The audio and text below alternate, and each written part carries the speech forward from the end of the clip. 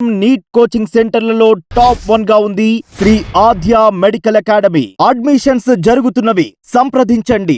స్థాపకాయ చ ధర్మస్య సర్వధర్మ స్వరూపిణి అవతారాహిష్టాయ శివరామకృష్ణాయ తే నమః. ఓం గురుభ్యో నమః. అందరికీ నమస్కారములు. నేను మీ గురుప్రసాద్ జోషి. ఈరోజు మనము ప్రేమ విఫలం విషయం గురించి తెలుసుకుందాం.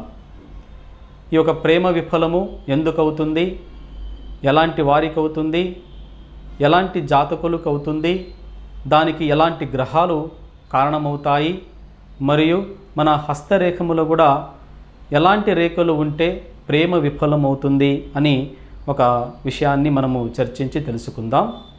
ఇటీవల కాలంలో ప్రేమలో విఫలం అయిపోయిన వాళ్ళే చాలామంది ఉంటారు. నేటి యువతరంలో చాలామంది ప్రేమిస్తూ ఉంటారు.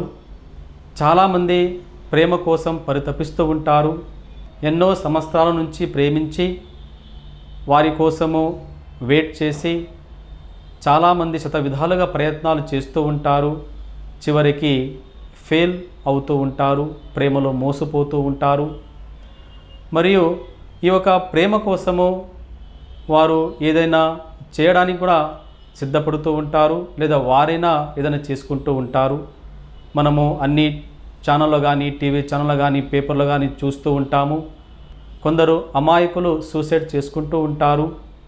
మరికొందరు మతిస్థిమితం లేని సిచ్యువేషన్కి వెళ్ళిపోతూ ఉంటారు. మరికొందరు విద్య మీద ధ్యాస ఉండదు, ఇంటిపైన ధ్యాస ఉండదు. ఈ విధంగా నానా విధాలుగా కష్టాలు పడుతూ ఉంటారు ఈ యొక్క ప్రేమ వైఫల్యం కోసం.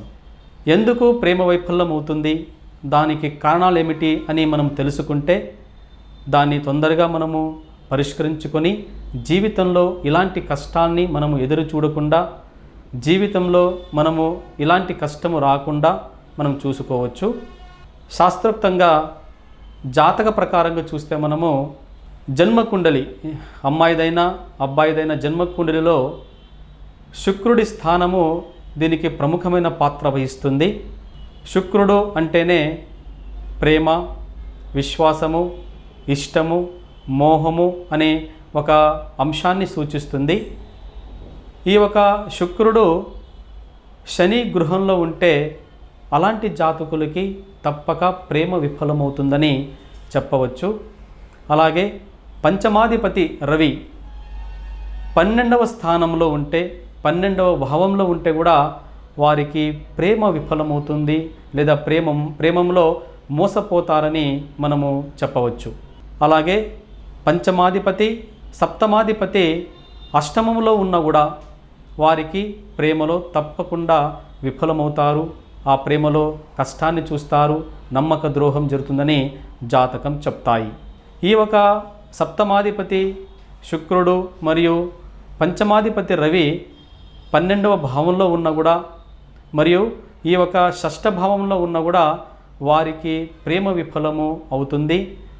లేదా ఈ శుక్రుడు, ఈ రాహువు, ఈ కలయిక వల్ల కూడా వారికి అన్య ధర్మాల నుంచి వివాహాలు కావచ్చు. తర్వాత అందులో వారికి కష్టాలు, నష్టాలు, ప్రేమలో విఫలము ఇలాంటివి జరుగుతాయని జాతకాలు, శాస్త్రము చెప్తున్నది. అలాగే మన హస్త సాముద్రిక ప్రకారంగా చూస్తే ఇంకా కొద్ది మందిలో సరైన డేట్ ఆఫ్ బర్త్ ఉండదు, టైమ్ ఆఫ్ బర్త్ ఉండదు. అలాంటి వారికి హస్త సాముద్రికం ద్వారా కూడా వీరికి ప్రేమ విఫలం అవుతుందని మనం ముందరే చెప్పవచ్చు. ఉదాహరణకు వారి హస్తములో శుక్రుడి స్థానము, గురు స్థానము, చంద్రస్థానము, బుధ స్థానము, ఈ 4 స్థానాలని గమనిస్తే ఈ విషయం తెలుస్తాయి. ప్రేమ విఫలం కావడానికి ముఖ్య కారణము వారి ఒక శుక్రస్థానములో, చేతిలో ఈ ఒక శుక్రస్థానములో చాలా రకాలుగా హారిజాంటల్ లైన్స్ కానీ మరియు వర్టికల్ లైన్స్ కానీ ఉంటే అలాంటి వారికి ప్రేమలో మోసపోవచ్చు, ప్రేమలో నష్టపోతారని చెప్తాము. యథాప్రకారంగా వివాహరేఖ, ఈ ఒక వివాహరేఖ బుధ స్థానంలో ఉంటుంది. ఈ వివాహరేఖ పక్కన చిన్న చిన్న రేఖలు పాయలుగా చీలిపోయి ఉంటే కూడా అలాంటి వారికి వివాహానికి ముందర ప్రేమ విఫలం జరుగుతుందని తెలుసుకోవచ్చు. అలాగే చంద్రుడి స్థానంలో, కుజుడి స్థానంలో చాలా రకాలుగా డిస్టర్బ్డ్ లైన్స్ ఉంటే అలాంటి వారికి ప్రేమ విఫలము, ప్రేమలో మోసపోవడము, మరియు ప్రేమలో వాళ్ళు చాలా కష్ట నష్టాలు పొందడము, నానా విధాలుగా వారు అవమానాలు పాలవడము అనుభవిస్తారనేసి మనము చెప్తాము.